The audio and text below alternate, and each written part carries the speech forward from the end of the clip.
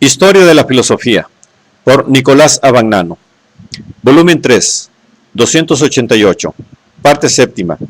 La filosofía entre los siglos XIX y XX. Capítulo 13, el neoempirismo. 819, proposiciones analíticas y sintéticas. El segundo fundamento del neoempirismo es la distinción entre proposiciones analíticas y proposiciones sintéticas. Este fundamento se halla estrechamente vinculado con el primero, esto es, con la exigencia de la verificabilidad empírica de las proposiciones sintéticas. Proposiciones sintéticas son las que expresan hechos.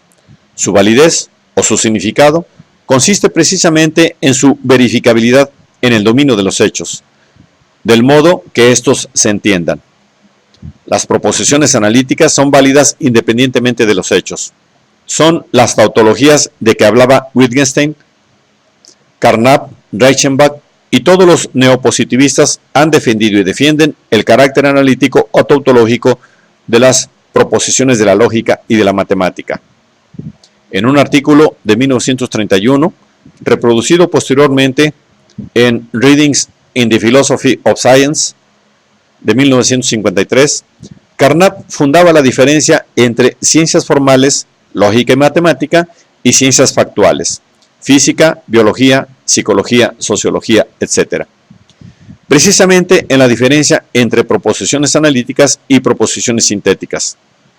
Las ciencias formales contienen solo enunciados analíticos. Las ciencias factuales contienen también enunciados sintéticos. Julius R. Weinberg, en su acertado examen del positivismo lógico de 1936, mostraba cómo el reconocimiento del carácter analítico de la lógica cerraba el camino a la metafísica.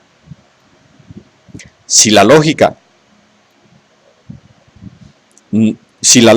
no puede decir nada acerca del mundo, afirmaba él, una metafísica deductiva es absolutamente imposible. La eliminación de la metafísica deductiva, realizada ya en gran medida por Hume y Kant, resulta completa con esta demostración.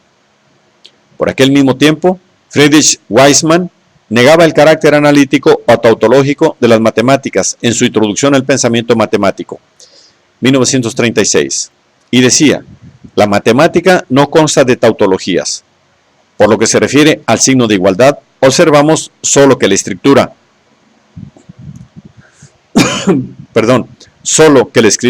A igual a B se emplea en matemática como una regla que expresa que A, donde quiera que esté, puede ser sustituido por B. Por tanto, la igualdad no constituye una tautología, sino más bien una orden y está mucho más próxima a una proposición empírica que a una tautología.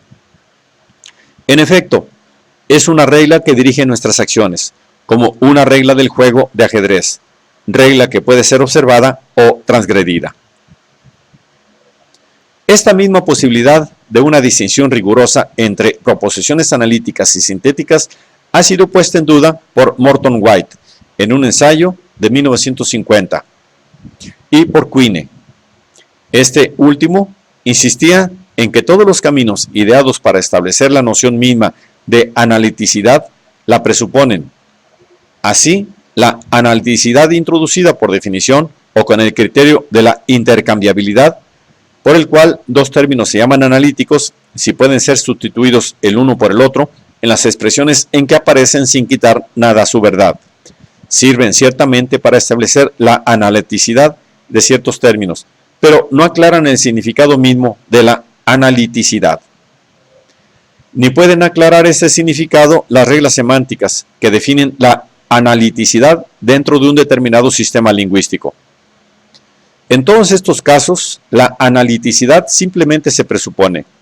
Nunca se ha trazado un límite entre enunciados analíticos y sintéticos, y que una distinción tal deba ser establecida es un dogma no empírico de los empiristas, un artículo metafísico de fe. Según Quine, este quiere decir que la distinción misma entre la parte debida a la experiencia y la debida al lenguaje es imposible de hacerse en el caso de enunciados particulares. La totalidad de nuestro conocimiento o de nuestras creencias es una construcción humana que toca la experiencia solamente en sus confines. Un conflicto con la experiencia en la periferia produce ocasionalmente una reacomodación en el interior del campo, lo cual quiere decir que los valores de verdad se redistribuyen en algunas de nuestras aserciones.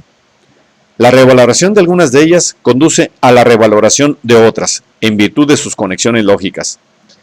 Pero las mismas leyes lógicas no son más que algunas de las aserciones del sistema, algunos elementos del campo.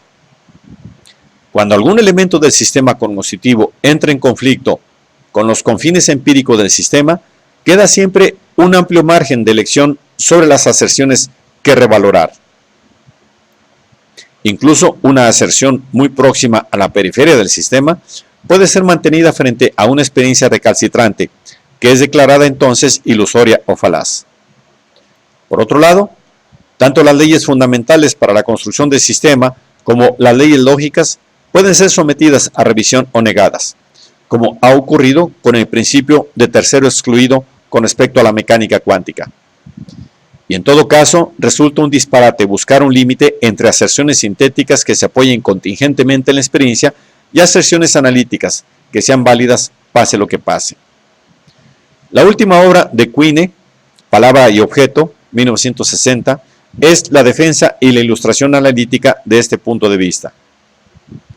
Es bastante natural que la eliminación de lo que Quine ha llamado los dos dogmas del empirismo, si se realiza bien a fondo, cambiaría radicalmente la estructura del empirismo.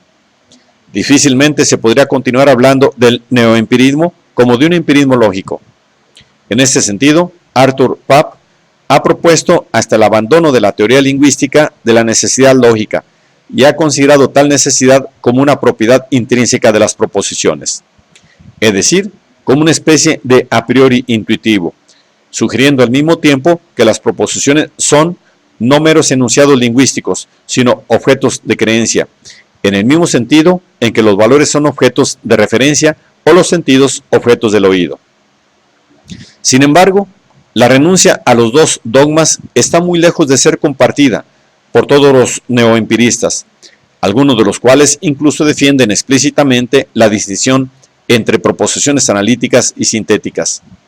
Es lo que hace Feigl en el segundo de los artículos citados, insistiendo en que la distinción entre proposiciones analíticas y sintéticas es no solo útil, sino indispensable, y que su rechazo depende de la confusión del análisis lógico de los lenguajes artificialmente fijados por la investigación histórica sobre los lenguajes naturales.